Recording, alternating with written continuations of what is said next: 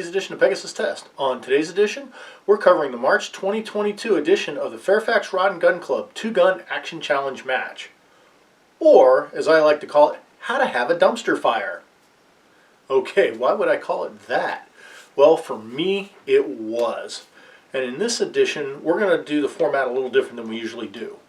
For each stage, I'm going to show you Scott Butler's run. Why? Because he won them all. And that's how it's supposed to be done. You need to see how it was supposed to be done. Then I'm going to go into how I had a dumpster fire on each and every stage that enabled me the prospect of coming in absolutely 100% dead last. And you'll see the opposite ends of the spectrum on this one. Now, why am I doing this? Because there's a lot of lessons to learn here. Some of the lessons are me, the shooter. I blew it. Other lessons were equipment failures. And these are lessons that I want people to have because there's some stuff to learn here. Some are shit that just happened. Some are, hey, a little bit more preparation might have prevented this. And some, you just would never have thought of it. And all of that combined to make for one disastrous match. But don't get me wrong, people. I had a blast. Every month's match is really good, and this was no different. I had a disastrous score. I came in dead last, and I still had a blast and a great time. So let's launch into the stages. Okay, another thing that I'm going to do different, I normally, when I chronicle these matches, I do them in chronological order, stage 1 through stage 4. This time, I'm going to do it in the order I actually start the stages. And the reason I'm doing that is to show the progression of problems I was encountering and how it just snowballed throughout the match. Also, one thing different for those of you who've tuned in on previous editions, the monthly match is a 4-stage match, but this month it was a 5-stage match. So that's a little different, you'll see too. And just so you know what the stage progression is, we're going to start on stage 4, go to stage 5, then go to stage 2, then stage 1, and end up on stage 3. Alright, take a look at the graphic while I'm describing what's supposed to happen. So on this stage, you start at a tank trap, and 50 meters downrange, you've got 2 pepper poppers. And then beyond that, at another 100 meters, you have 2 more targets. So when the buzzer goes off, you run downrange, reset the poppers, they're already in a down position. Run back to the tank trap, engage those 2 poppers, engage the 2 targets behind them, run up, ditch your rifle, run back down to those poppers, reset them, come back to the tank trap, pick another position on the trap, and then clear all 4 targets again. And you got 120 seconds to do it. Now, let's take a look at Scott Butler's run here because he aced this, and you can see how it's supposed to be done. Are you ready?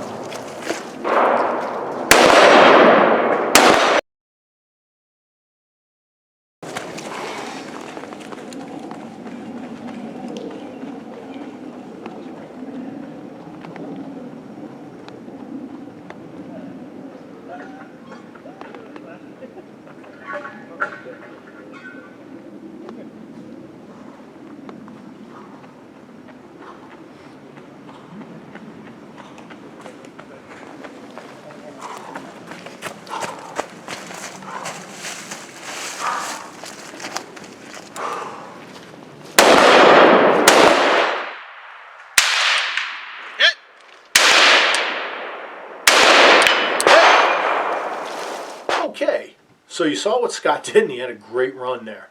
Now let's take a look at my run and then I'll explain what the hell happened. Ready, stand by.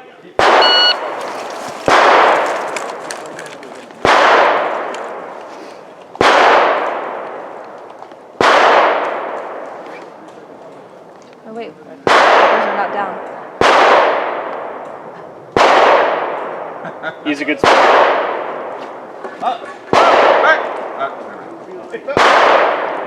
Hey Les, pause. Bye.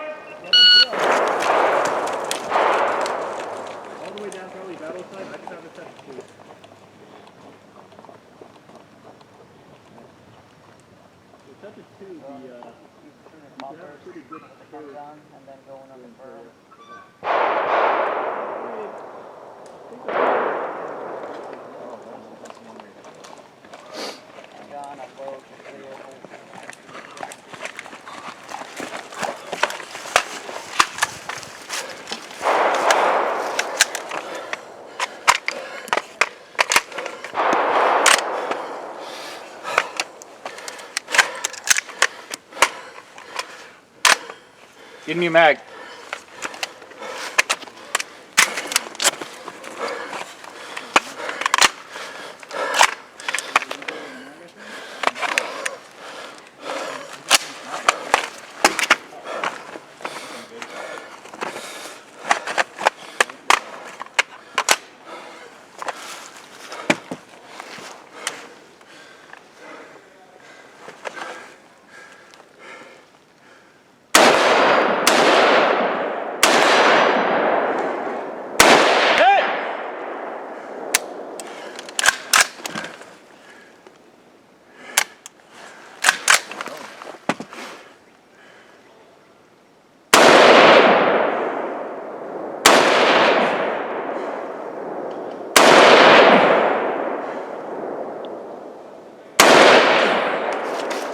Looks like it's to the right.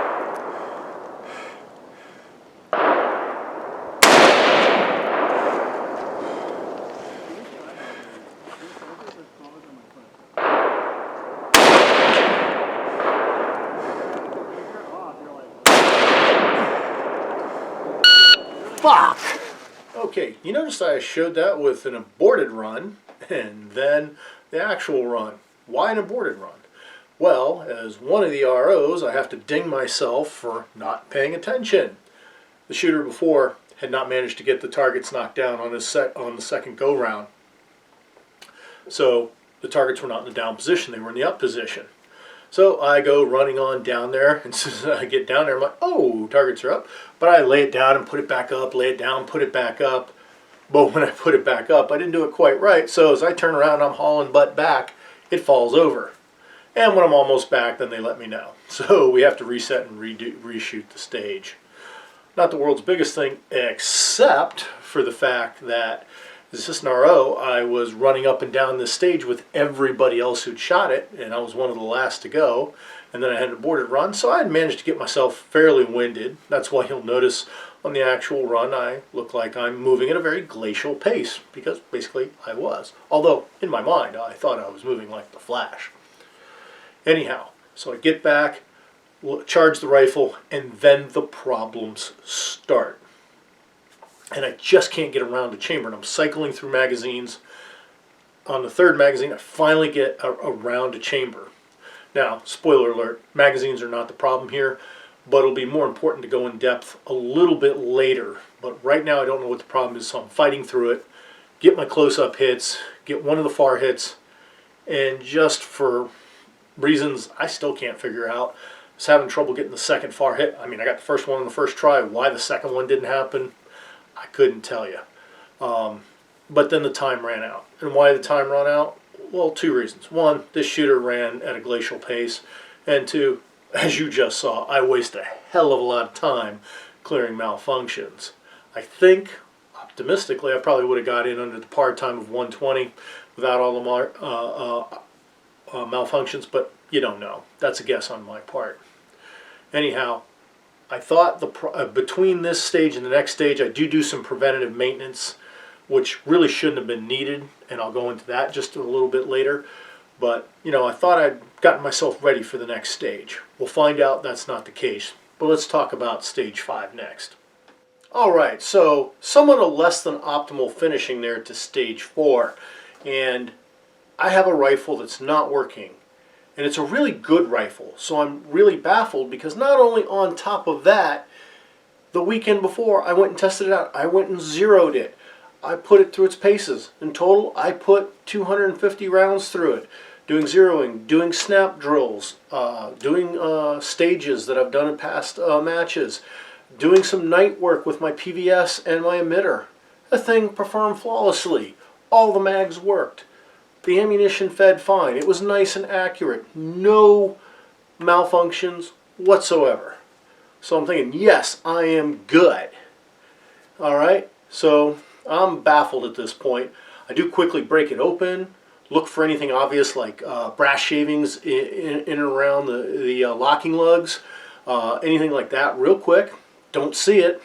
Put it right back together, and we roll right here into stage 5. And I'm not BSing about the rifle working a week before, because my friend Davis, who's doing all the camera work here, he'll tell you straight up, he was there. He saw the rifle. He was shooting with me. He knew it was working too. So I had a witness. I knew this rifle was good. So here we go into stage 5 called Something Different. I'm going to throw this graphic up right here while I tell you what you were supposed to do.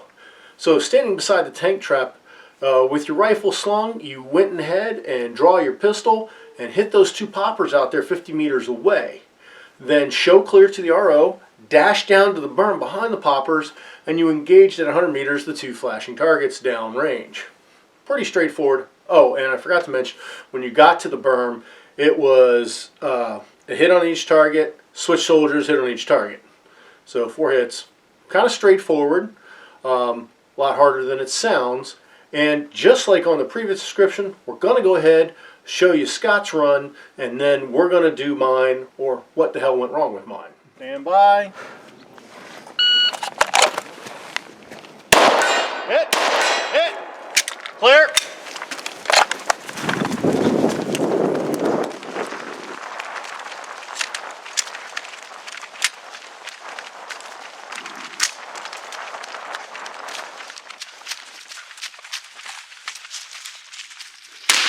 Hit. Hit. Hit. Hit. Nice, 2986. Well done, sir. Let's go. All right, and look. Scott moved like lightning there and had a super blazing fast score, as you heard. So here's my run. Let's take a look, and then we'll talk about this dumpster fire on the other side. All right, DQ, you have the wrong camouflage magazine. Yeah, that is a procedural. Unsat. Isn't it? Yeah, Unsat. My bad. All right, are you ready? Ready. Stand by.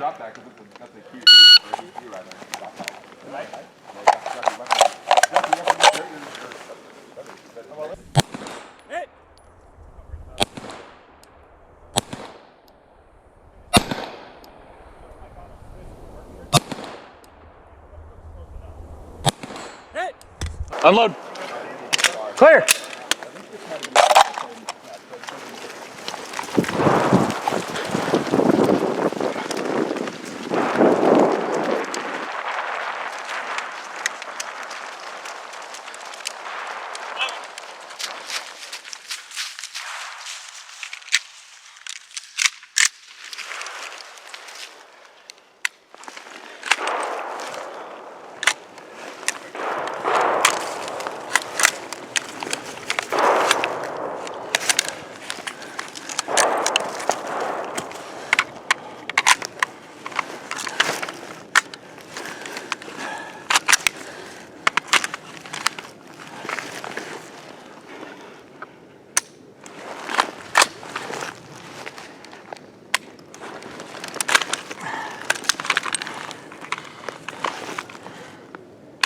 Something's.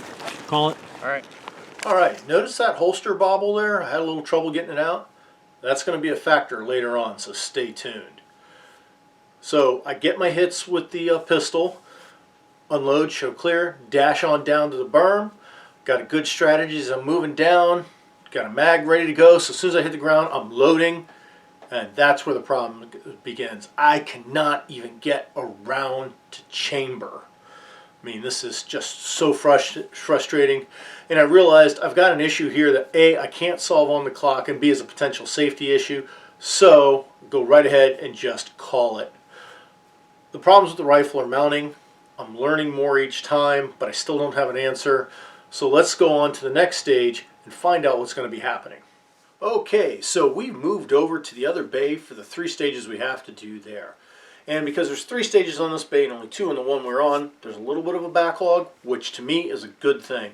Gives me some time to do PMCS on the rifle. And I want to thank everybody who was on the morning schedule there at the Fairfax Rod and Gun Club's 2G ACM because everybody was trying to help me out. Nobody wanted me to see me go through these problems. So I broke the rifle down. On the What Would Stoner Do rifle, the Young Manufacturing bolt is got a great chroming on it, so you, just wiping it gets it clean. Didn't find any real brass, carbon buildup, anything like that. Didn't see anything just jumping right out at me saying, hey, this is your problem.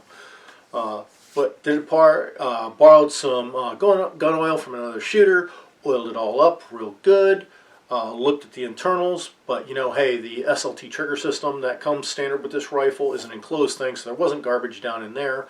Pulled out the JP capture spring, it seemed to be functioning fine. Put it all back together, and at the suggestion of one of the ROs, I went off to the berm and just test loaded my mag, chambered around in a safe direction, see what would happen, and I could not get around a chamber again. Just would not go. And another shooter said, here, try my mags. I'm using P-mags too. His just weren't Cerakoted like mine were. Put those in, same problem. Another shooter hands me a GI aluminum mag, put it in, same problem. Another shooter hands me a Lancer mag, same problem. It's just not chambering. Some mags it does a little better than the other, but the problem is it's not chambering good enough where it's going to go bang. I mean, you can just visually tell it won't.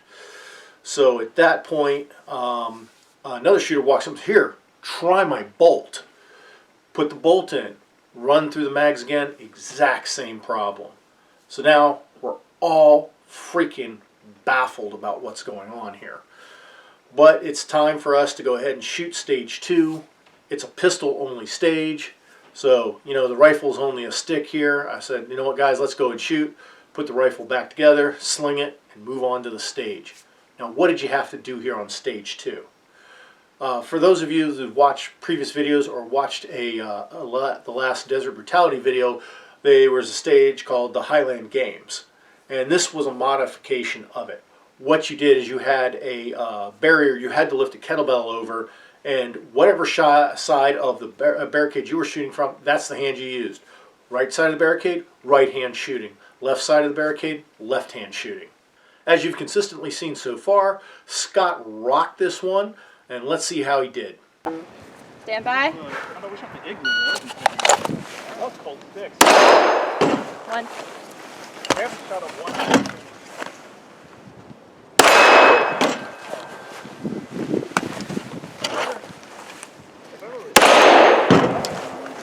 October was like the last one.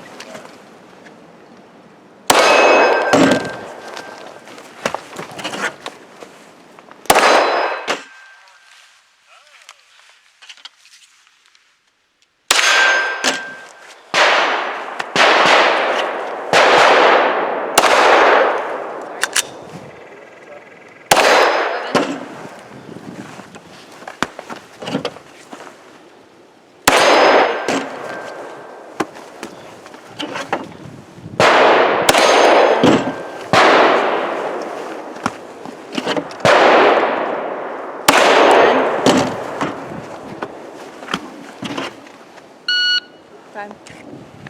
Okay, so solid run there by Scott. Now, let's take a look at my dumpster fire. Grab your popcorn and watch.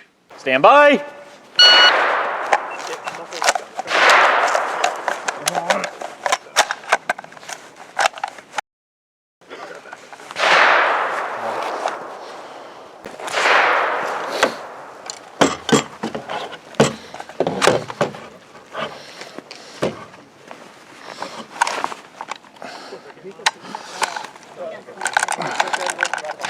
Shake it out, and then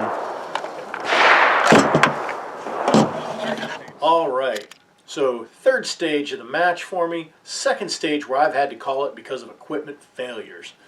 I mean, and twice can't even get a freaking shot off. Very frustrating. But what is the problem? Well, let's look at it. I was using this, the Blackhawk Epoch holster. And this is a good holster. Well, let me get that out of the way. This is a good holster. I reviewed it previously. I'll put an in card at the end of the video there so you can check out that review. This is designed for the Glock 17 or 22 full-size pistols, mounting a TLR series light or an equivalent thereof. Now what's unique about the holster here, as I move in, is it's a thumb drive holster. You know, this is a response for everybody complaining about Serpas, using the trigger fingers and all that, yada, yada, yada. But it works on this thumb drive, engaging a catch way down in here, and I'm not sure how well that's going to come out on camera. Let's see if we can do something to get some light in there. So shining a little light on the subject, not sure what exactly you can see here on camera, but the thumb catch works by engaging a stop that goes around the ejection port of the Glock 22/17 series. And that projects out into where that would interact with the holster. And when you push down here on this button, that removes that catch out of the way. And as you're on the draw stroke, your thumb comes off the button. Okay, big deal. What's the problem? Well, let me get the pistol and I'll show you what the problem was. So the problem is right here on the pistol. Here is where this catch is designed to go. You can see that in the light. It catches there in the holster, and that's what retains it. Or actually down here, excuse me. And that's what retains it from coming out of the holster.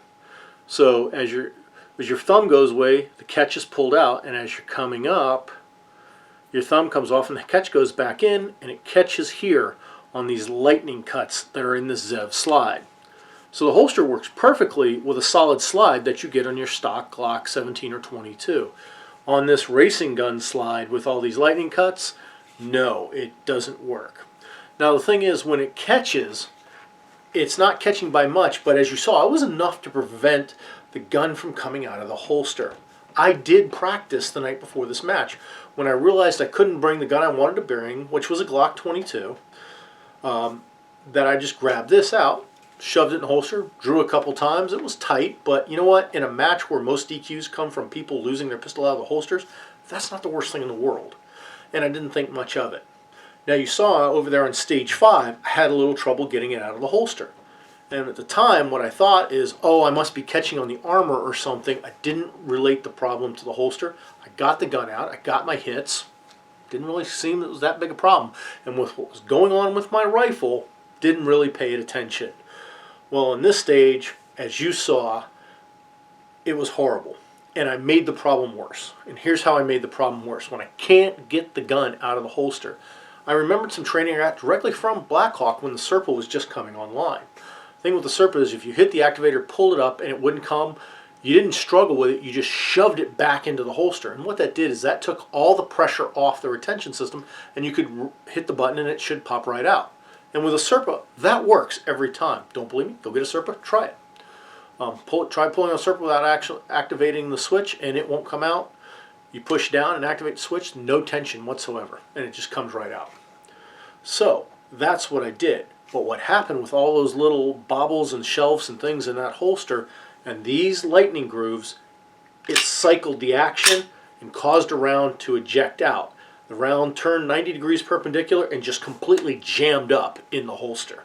And it physically took taking the gun out and really working the whole, I should say, it physically took taking my gun belt off me so we had free hands to maneuver the holster in a safe manner to get this gun out.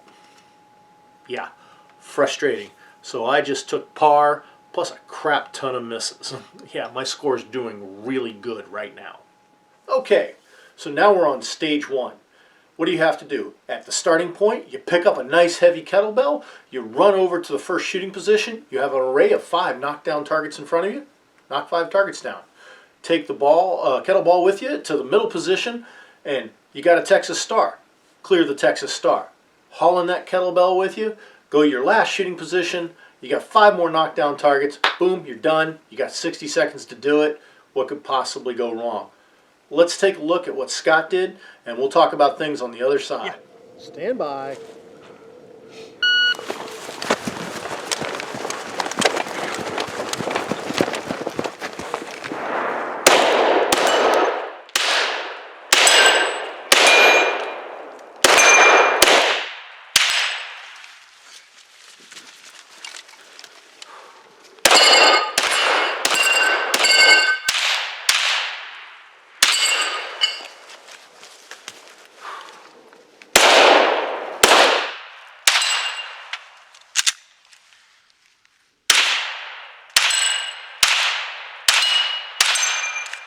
Nicely done, sir.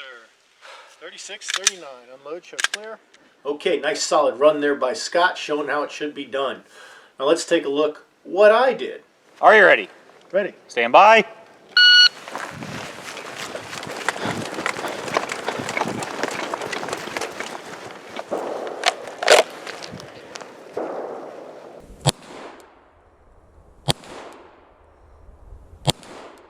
They're all left.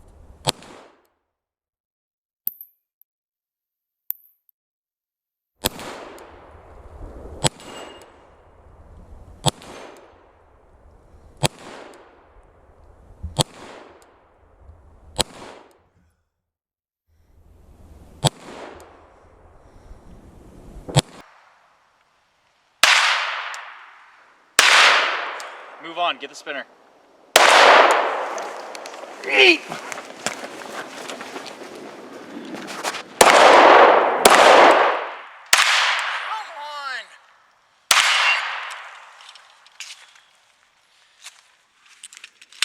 What I did, I come into the stage, pistol only stage. Great, my non-functional rifle can stay slung. It's not a worry for me on this stage. I've got a new holster for my pistol. The combination's working. It's safe. It's reliable. It's all down to the shooter here. So, hey, I should be able to do something because now my goal in the match is I know I'm not going to win or even be close to top. It's not to be dead last. So the bell goes off, grab the kettlebell, go over the first shooting position, and the hits just aren't coming. I don't even know why. You can see the misses. They're just by the hair of my chinny chin I'm missing. But it's enough. It doesn't do the trick. I yeet the kettlebell over to the next position because why not? When you have the opportunity to throw a kettlebell, you should always throw the kettlebell. And I get over there, and out of my 21 round extended magazine, I get one hit, and then I've got to reload. So I've managed to rack up a total of 4 hits at a 10 target presentation, and I'm in a magazine change, and I'm out of time. So yeah, 9, 10, 11 penalties on this for non-hits on steel. Yeah, freaking fantastic score, and I got no one to blame but this guy right here, because the equipment worked. It was the shooter on this one.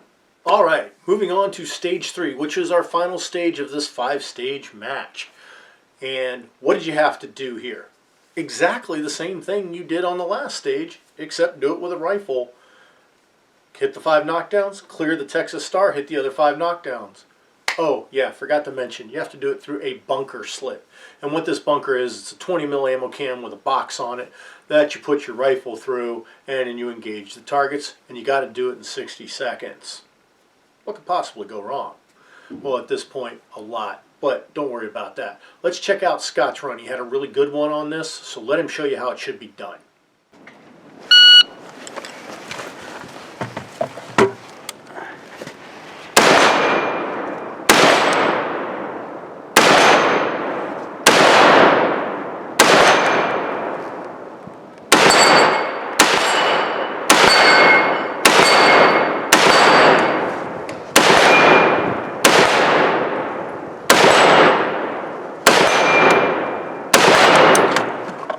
Right. Scott rocked it. That's what it was supposed to be like.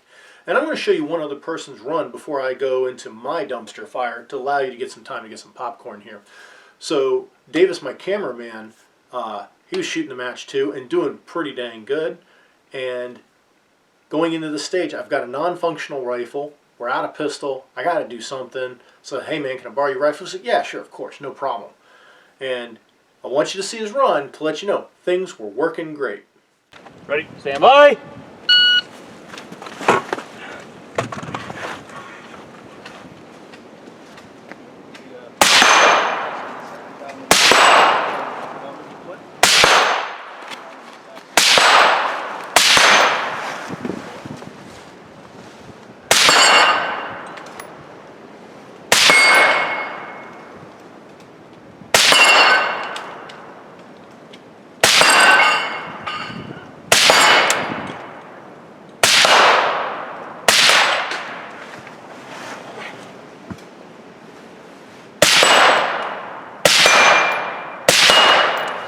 Done, dude. Unload, show clear. All right, you saw it. Davis had a solid run too, man. He's got a good rifle, and it performed.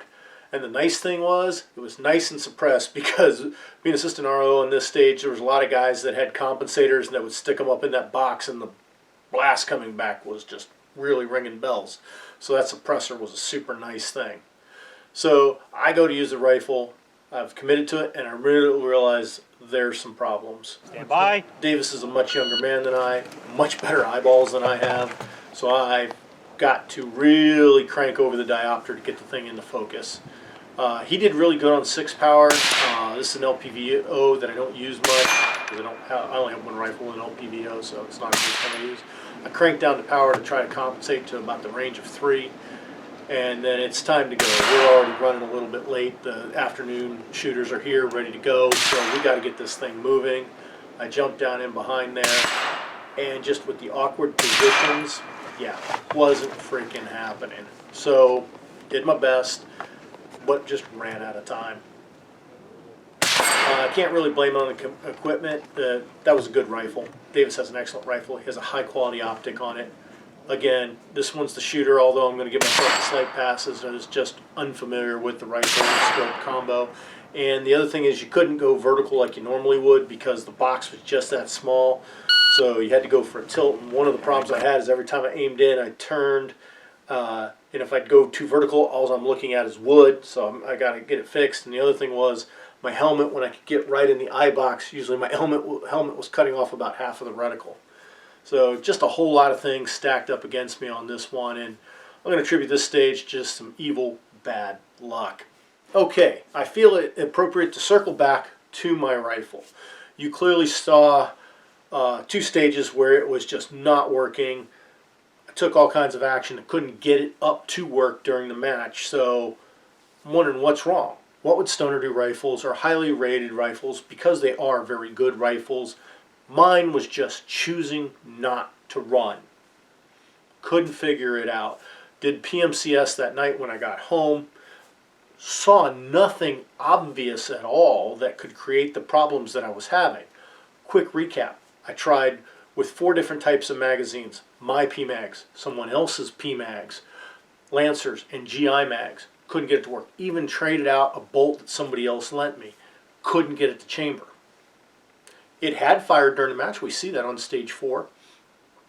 So it was working. And I know the weekend before, it worked great. I put about 250 rounds through it, and it flawlessly. Not a single problem.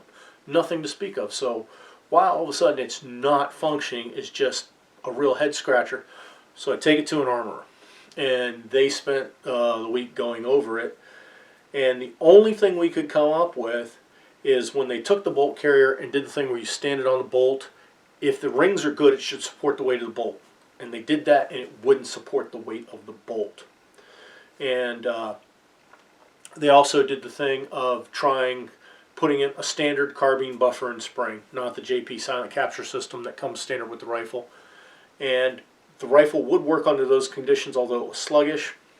They replaced the rings on the bolt, and it's been working great. They got it to work with 3 different types of ammo and 2 different types of magazines. I got the rifle back, took it out, just a matter of fact, today, put 2 magazines through it in its configuration that I received the rifle with the JP silent capture spring in, the Young Manufacturing bolt.